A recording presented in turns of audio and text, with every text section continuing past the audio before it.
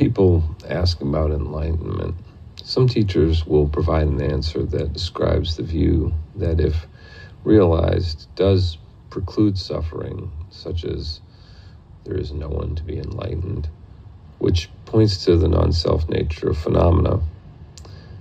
It is a statement that supports liberation, even if there is no one to be liberated, only phenomena appearing in awareness. There is still the perception of a movement from bondage to freedom, the freedom of not taking everything personally. We become aware of the non-self nature of what appears in the awareness we are, but it's not a nominal change like seeing a magic eye picture. This type of pointing and ignores the phenomena that can manifest along the way, or doesn't mention them. There's a change in perception. There's an absence of suffering and a perception of the energy body that has previously been forgotten by the child, like a ticking clock that vanishes from hearing when attention is absorbed in something else. The bandwidth of attention is finite, and the perpetual mental narrative has a cost that collects in terms of denying contentment. A lack of presence, the lack of presence that accompanies mental obsession, is the cause of the hunger that calls for ever more novelty.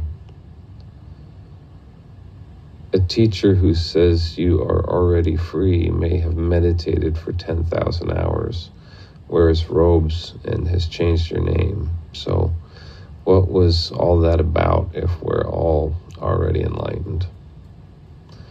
Did they do all this to realize it was just a round trip? While the statement is in alignment with freedom, just hearing it has zero effect on the state of the questioner's being, and completely leaves out the profound change in perception that can occur, such as energetic effects that can be dangerous. Enlightenment is the end of suffering, and this is not realized simply by hearing the punchline without the setup, without the joke. The claim that you are already enlightened but won't accept it should be examined, lest we be misled regarding the nature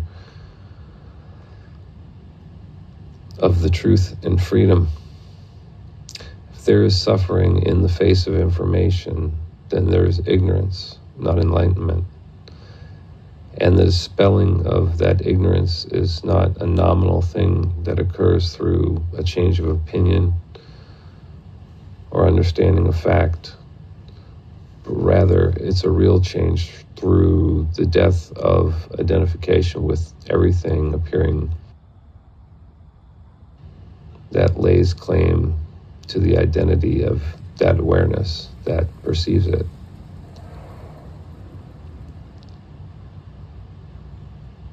Neural pathways have been laid through conditioning that are primed to trigger suffering in the face of bad news.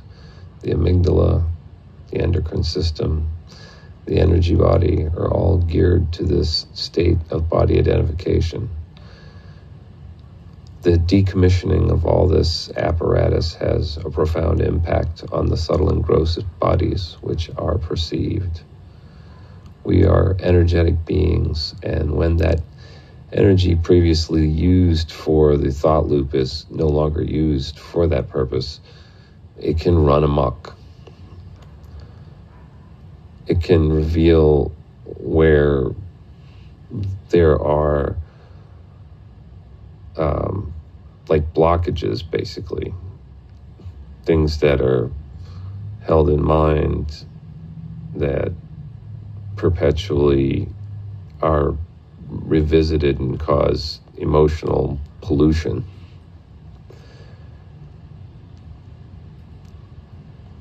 But it is a definite change in the way that energy is absorbed. When there's the thought loop, it's like the insulation on a wire, and so the energy body just gets colored by the vibration of the thoughts. But when those thoughts no longer have the power to move emotions, then the energy just kind of decouples from it, and then it's made perceivable through the full attention being given to the moment. But then it also can concentrate in where there are blockages.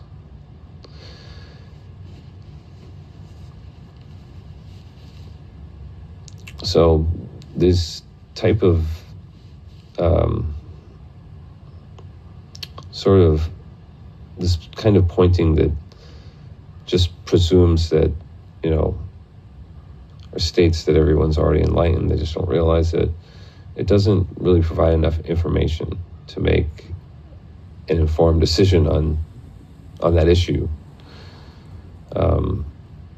Consequences of spiritual practice, of sadhana, can be far greater than what such statements would make them out to be.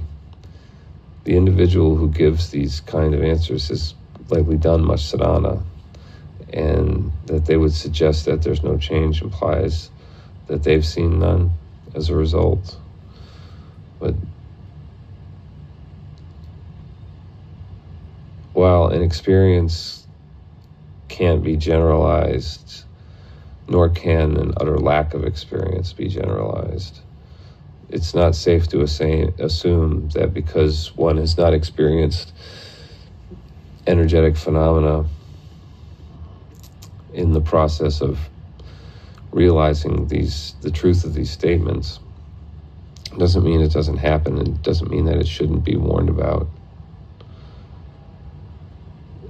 These are types of teachings and practices that can lead to an energetic awakening. To make no mention of it,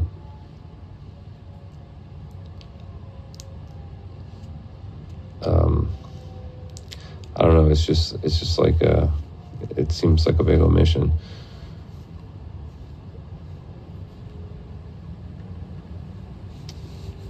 There is a change. In many traditions, there's individuals who were described as having a presence. But there are no, even though there are no individuals, just awareness giving rise to phenomena to observe, but certain forms reflect the truth from the heart space by virtue of their alignment with it. And that is palpable to some. So there is a change in one's energy when there's no sense of being a self on whose behalf there should be a reaction. There are people who are so identified with ideas that if you examine their behavior closely, it's apparent that they're living in a story in their head. They're like a comic book character. They seem to be programmed by media and are mimicking behavioral patterns they saw on TV. Whenever there's a television talk show that's recorded before a live studio audience, there will be applause whenever a point is made that supports the narrative of those who decide what is broadcast. A position will be stated and the audience reaction will align with those of the sponsors. That's how a narrative is allowed to crowd out the truth of this moment. To live in a narrative is to be having ideas about what other people think based on what the narrative says about them. But that just turns other people into screens for projections and